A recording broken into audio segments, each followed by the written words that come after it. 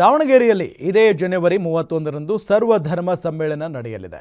ಅದ್ವೈತ national ಸೇವಾ foundation ಹಾಗೂ guarantee news ಸಹಯೋಗದಲ್ಲಿ ಈ ಸಮ್ಮೇಳನ ಜರುಗಲಿದೆ. ಈ ಸಮಾರಂಭದಲ್ಲಿ ವಿವಿಧ ಕ್ಷೇತ್ರಗಳಲ್ಲಿ ಸಾಧನೆ ಮಾಡಿದ ಸಾಧಕರಿಗೆ ಸತ್ ಉಪಾಸಿ ಸೇವಾ ರತ್ನ ಪ್ರಶಸ್ತಿ ನೀಡಿ ಗೌರವಿಸಲಾಗುತ್ತೆ.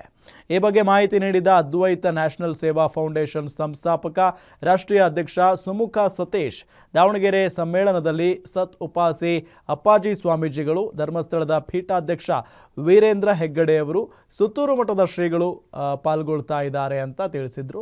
ಜೊತೆಗೆ ಮಾಜಿ ರಾಷ್ಟ್ರಪತಿಗಳ ಪುತ್ರ ಇಂದ್ರಜಿತ್ ಜೈಲ್ ಸಿಂಗ್, ಮೈಸೂರು ಸಂಸದ ಯದುವೀರ್ ಒಡೆಯರ್ ಸೇರಿದಂತೆ ಅಪಾರ ಭಕ್ತ ವೃಂದ ಭಾಗವಹಿಸಲಿದೆ ಅಂತ ಮಾಹಿತಿ ನೀಡಿದರು.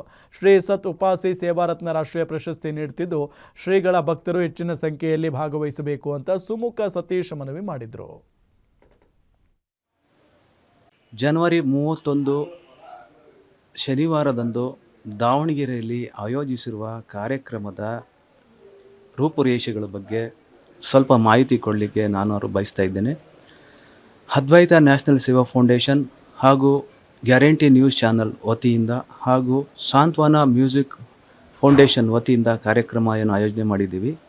ಈ ಕಾರ್ಯಕ್ರಮದಲ್ಲಿ ದಿವ್ಯ ಸಾನ್ನಿಧ್ಯವನ್ನು ಪರಮ ಪೂಜ್ಯ ಶ್ರೀ ಸತ್ ಉಪಾಸಿ ಗುರುಗಳು ಈ ಕಾರ್ಯಕ್ರಮದಲ್ಲಿ ದಿವ್ಯ ಸಾನ್ನಿಧ್ಯವನ್ನು ವಹಿಸಿರ್ತಾರೆ.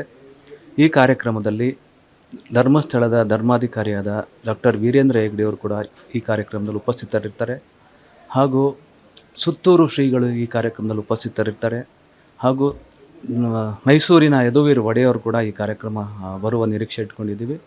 ಹಾಗೂ ಇನ್ನು ಹಲವಾರು ಮಠಾಧಿಪತಿಗಳು ಹಾಗೂ ಪೀಠಾಧಿಪತಿಗಳು ಕೂಡ ಈ ಕಾರ್ಯಕ್ರಮದಲ್ಲಿ ಭಾಗವಹಿಸಿ ಹಾಗೂ ದಿವ್ಯ ಸಾನ್ನಿಧ್ಯವನ್ನು ವಹಿಸುವ ನಿರೀಕ್ಷೆಯನ್ನು ಇಟ್ಕೊಂಡಿದ್ದೇವೆ.